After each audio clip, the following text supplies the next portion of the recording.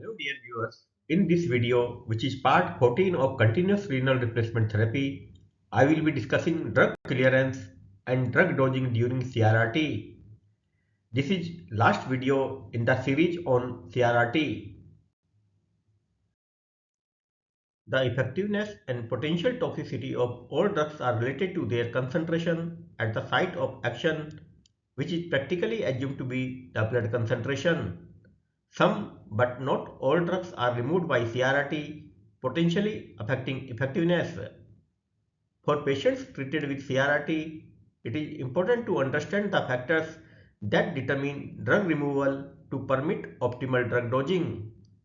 This is particularly true for antibiotics since subtherapeutic levels are commonly observed in patients on CRRT and associated with antibiotic failure. In patients on CRRT, drug clearance is the sum of metabolism and excretion by the liver and gastrointestinal tract, removal by residual kidney function that may be present, and removal by renal replacement therapy. Drug clearance is difficult to estimate and may change from day to day among critically ill patients if clinical condition is dynamic or the mode of renal replacement therapy is changed. Because of the potential changes in total clearance, drug dosage require ongoing consideration, particularly with respect to hepatic and kidney function. Generally, appropriate drug dosing in acute kidney injury may be higher than what is used in patients with ESRD to achieve therapeutic serum concentration, means to achieve the same plasma level, patients of AKI require high dose than patients with ESRD.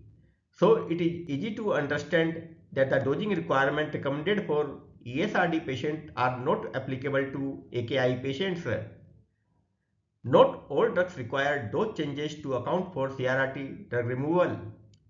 Although the CRRT mediated elimination of the drug may be the most visible drug removal mechanism, it may not be the dominant clearance mechanism. Drugs that are primarily cleared by hepatic or gastrointestinal metabolism and do not have significant pharmacologically active metabolites that are excreted by the kidney do not have to be adjusted for reduced kidney function or CKRT clearance. The degree to which drugs are removed by CRRT is determined by drug dependent factors and by therapy dependent factors. Drug characteristics that affect clearance by all CRRT modalities include the degree of protein binding, volume of distribution, interaction of the drug with the dialyzer hemofilter membrane, and molecular weight. The degree of protein binding is a major determinant of the extent to which the drug is removed by CRRT. Drugs with a high degree of protein binding means more than 90% are less likely to be removed by dialysis. Only unbound or free drug is removed by dialysis. Here it is important to know that for the same molecule, protein binding is lower in patients with AKI than in healthy subjects. Drugs with small volume of distribution means when it is less than 0.3 liter per kg are located in the intravascular space and more likely to be removed by dialysis. Drugs with a large volume of distribution means when it is more than 1 liter per kg are likely distributed at other tissue sites. They are lipid soluble or highly tissue bound. Drugs with a large volume of distribution are removed less efficiently by CRRT. The efficiency with which solutes, including drugs, are removed by CRRT is affected by molecular weight. The CRRT modality CVVH is better at clearing higher molecular weight solute than CVVHD. Drugs with molecular weight 2000 Dalton or less are readily cross the membrane and are small enough to be removed equally by all CRRT modalities. Most drugs have a molecular weight less than 1500 Dalton, hence molecular weight is not a major determinant of removal in CRRT since new hemofilters have large pore size. Important therapy-dependent features that affect drug clearance include characteristics of the dialyzer hemofilter membrane and CRRT parameters. Characteristics of the dialysis membrane hemofilter that affect drug clearance include permeability and factors such as charge that may influence binding to the drug. Membrane permeability is an important determinant of drug removal. High flux membrane have greater permeability for larger molecules compared with low flux membranes. All membranes used for CRRT today are high flux. Drug clearance may be increased by binding of the drug to the membrane, although this is rarely of sufficient magnitude to affect the drug dosing. The specific CRRT modality and flow rate settings may affect clearance. Convective therapy may clear large solutes better than diffusive therapy like CVVHT. However, for most drugs that are used in the intensive care unit, the differences in clearance provided by different modalities are negligible since they are all small molecules. Depending on the specific CRRT modality, drug clearance increases with the ultrafiltration, dialysate or effluent flow rate means as the volume of each one of them increases, so the clearance of drug. CVVH drug clearance with pre-filter fluid replacement is slightly lower than post-filter system for any given ultrafiltration rate. Pre-filter fluid replacement reduces the CVVH drug clearance by decreasing the concentration of the drug just prior to convection across the hemofilter membrane.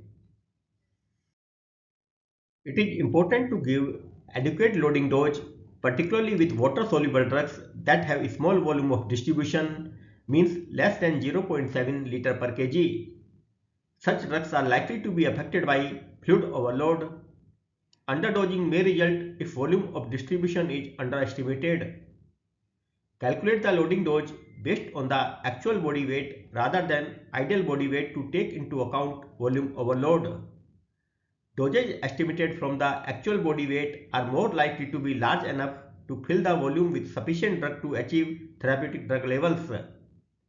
Drugs that are primarily cleared by hepatic or gastrointestinal metabolism and do not have significant pharmacologically active metabolite that are excreted by the kidney do not have to be adjusted for reduced kidney function or CRRT clearance.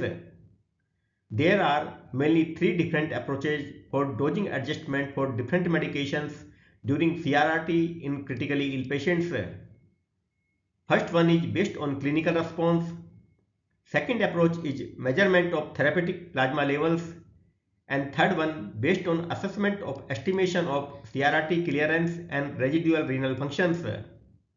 The appropriate timing to obtain the plasma measurement may vary, but generally 30 to 60 minutes after the drug infusion has ended.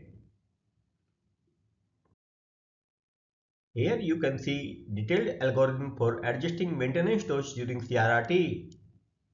To begin with, just check whether drug is renally metabolized and or excreted or non-renal clearance is predominant. The drugs which are mainly require non-renal pathway for their clearance do not need to be adjusted for CRRT. For drugs which require renal mechanism of clearance need to be assessed for category under which they fall. For many medications like pain medications, sedative, vasopressors, insulin, where clinical response can be observed and endpoint can be monitored, the maintenance dose should be based on the clinical response.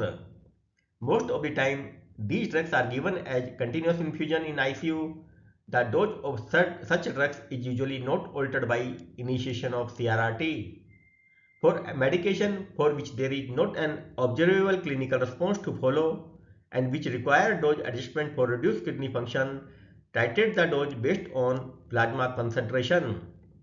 Therapeutic drug monitoring is the best method to provide accurate dosing among critically ill patients who have alteration in the volume of distribution, protein binding and total clearance.